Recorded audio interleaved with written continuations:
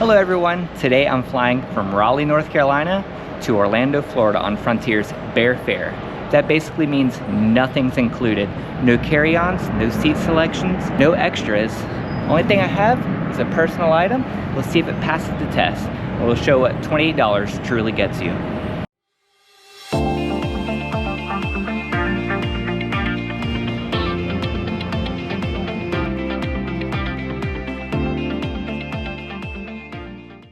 Usually, I look up the cheapest flights by going to Google Flights.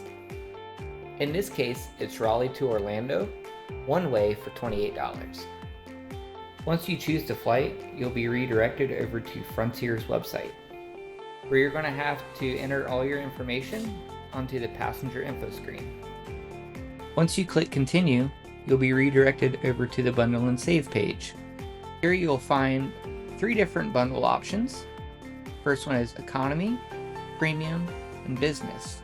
In this case, we're actually just going to do the bare fare, so we're going to skip past this. Alright, now we're on the page where we can choose our seat if we would like. As you can see here, there are many different options, price options for different seats depending on where you would like to be on the plane. But for this scenario, I'm trying to keep costs low, so I'm going to have them choose a seat for me at check-in. Up next, we got bag choices. In this case, I'm not carrying on a bag or checking a bag, but I am bringing a personal item on board. I also do want to note that Frontier has very specific personal item sizes. With that being said, I went ahead and ordered a bag that is supposed to fit their personal item sizes from Amazon that I'll link in the description. Alright, now we're on deals for your trip. As stated before, we are trying to keep this as low cost as possible, so I went ahead and skipped the disruption assistance, flight flexibility, and priority boarding for this. At the bottom, you'll find a self-service selection required. This is a $20 fee for any sort of airport agent assistance. Since I have the app, I will not be needing this, so I went ahead and skipped past this. For this last step, it is the payment page. I went ahead and skipped through that, but for right now, we got Raleigh-Durham to Orlando, Florida for $27.98.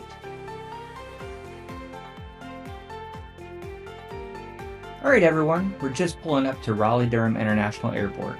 And if you're watching this channel, RDU is home base. Today's flight, ultra low cost carrier Frontier Airlines. We're doing the bare fare, no extras, just getting to where we need to get to for cheap. One thing about RDU, it is not a mega hub and usually works in our favor. Shorter walks, manageable lines, and way less chaos than places like Atlanta or Orlando.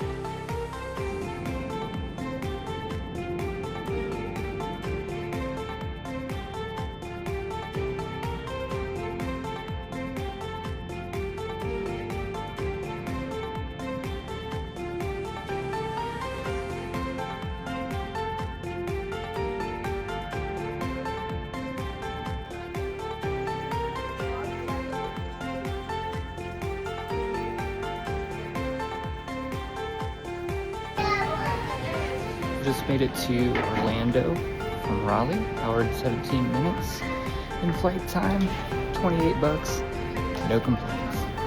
Hey everyone, it's time for the final verdict here. What would I score Frontier Airlines, me being the first time ever flying Frontier, not really knowing much about them? I want to break this down into 5 pieces, and I'm going to score them on customer service, boarding process, seat comfort, pricing, and on-time performance. And then at the end, I'll give an overall score on them.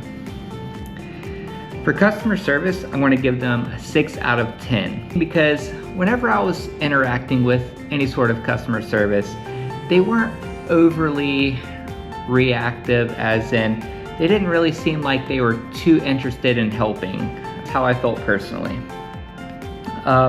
Second, we're gonna go with the boarding process. I'll give that a 7 out of 10. Honestly, it didn't feel too much different than any other boarding process with any other airline. I took 3 points off because the fact that they were pulling people out of line to check their luggage. And obviously whenever they do that and they find that it might be a little bigger depending on your ticket from what you're supposed to have, they'll charge you for it. Seat comfort. Everybody knows that budget airlines don't necessarily have the most comfortable seats. I rated it a 7 out of 10. The back portion of the seat was, well, let's just say a lot to be desired. All right, we're going to pricing. Pricing, I give it a 10 out of 10. $27.98, so we'll round it up to 28 bucks to get me from Raleigh, North Carolina, all the way down to Orlando, Florida. You can't beat that. It beats being in a car for 8 hours, that's for sure. Now we're going to move on to on-time performance.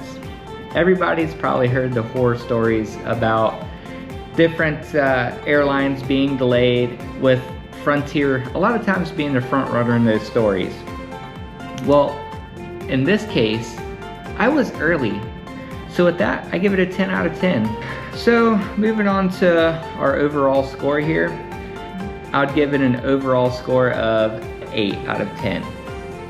I didn't find there to be any real big indicators that where I wouldn't want to fly them again, especially if I'm just trying to get from point A to point B as cheaply as possible.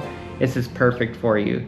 But like I said, this is my personal experience. I think it was well worth the money.